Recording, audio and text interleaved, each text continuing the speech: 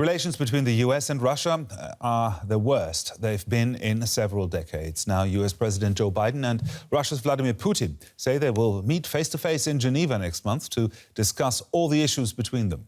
The two men have met plenty of times before when Biden was vice president.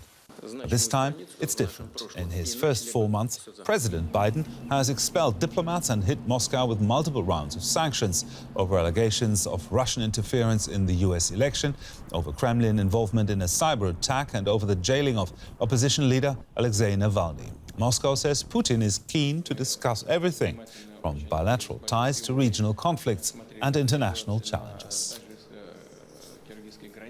Let's talk about this with political analyst Ian Bremmer in New York. He's the president of the Eurasia Group. Mr. Bremmer, how much of a surprise is it that the Kremlin actually agreed to hold this summit? Oh, it's not a surprise at all. I think they like the prestige that comes from a one-on-one sit-down with President Biden. It makes them feel more like equals, which, of course, is the way they want to be portrayed internationally. And I also think that Biden is happy with it. I mean, there is in the United States right now a general view that China is by far the principal adversary of the United States globally, and the Biden administration would rather not have untoward surprises from other parts of the world when they know that the China relationship is unfixable and deteriorating. And so I think both presidents were relatively eager to get this set up, even with the complication, the surprise complication of this blow up with Belarus over the last few days. So what do you think will be the main talking points at this summit? I think cyber is going to be very important. The fact that the SolarWinds attack, which was unprecedented in its scope against the United States, I think that is an area where certainly you would like to see from both sides that we avoid escalation.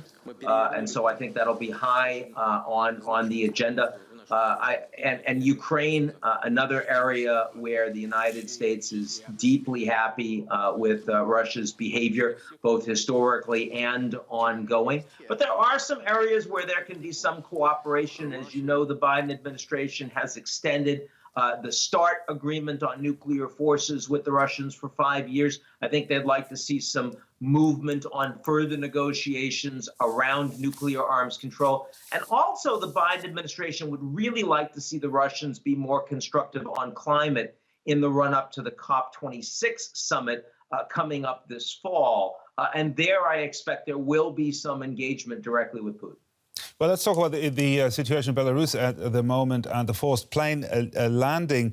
Joe Biden has condemned this action as outrageous, and Putin and Lukashenko are close allies. Will the U.S. president put more pressure on Putin, you think? Putin has not, that's right. But it's pretty clear that Putin was not involved in the decision to bring down this airliner, that was Belarus and Lukashenko operating all by himself. I agree that Putin's in a very different perspective in terms of the response, but for me, the relationship between Putin and Lukashenko is rather similar to the relationship between Xi Jinping and Kim Jong-un. In other words, yeah, they're on the same side, but Lukashenko is kind of an irritant that is going rogue. And you saw that with the mishandled re-election that Lukashenko stole and the necessity that Lukashenko had of using enormous force against his own civilians to stay in power. And now you see this with bringing down this airliner. And it's interesting that Putin has basically summoned the Belarusian president to come to Sochi to meet next week. I suspect that's not going to be the easiest meeting for the Belarusian president.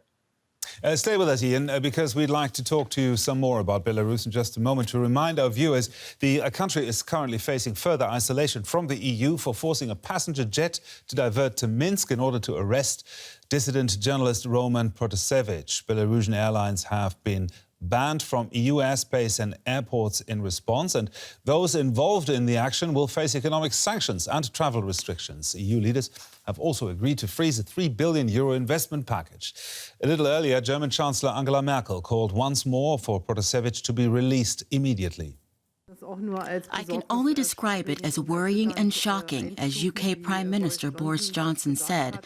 That makes our demands all the more urgent, that he must be released, that everything must be done, especially when one hears what his parents have to say, and we will use all available means to do this. German Chancellor Angela Merkel speaking there. Let's go back to political analyst Ian Bremmer. Ian, the EU already had sanctions in place against Belarus and Russia, which appear to have had little effect, as even the French president admits. What could be the next step? You have to be impressed with the fact that the Europeans responded quickly and in a unified fashion in terms of shutting down Belarusian airspace for transit, which is expensive for these airliners, as well as not allowing Belarus's flag carrier to transit to European cities. But this is not, as the French president said earlier today, that this is not going to be truly punitive in a way that will hurt Lukashenko. Now, if they want to hurt him, they need to go after the oligarchs that support him, and they need to go after the core sectors of the Belarusian economy. That means oil, and that means potash. And in particular, all of the transit fees, significant transit fees that Belarus gets from transporting Russian energy across its territory into Europe. Now, if the Germans were to support that, that would really sting. That would make a difference. But I don't think they will. Absent those kind of broader sectoral sanctions, I think that having Protasevich in jail, who was a serious irritant for Lukashenko, is a trade that he's very happy with for being, having rogue status with the Europeans right now. He feels impunity domestically, and increasingly he feels impunity with the Europeans. That's a serious problem. Well, you mentioned the close ties between Russia and Belarus. Can sanctions against Belarus be separated from sanctions against Russia? Briefly, if you can. Not if they involve the energy that comes out of Belarus, because it's Russian energy. Short of that, you certainly can. Ian Bremmer, president of the Eurasia Group, thank you very much for this insight. Good to see you. Sure. Bye.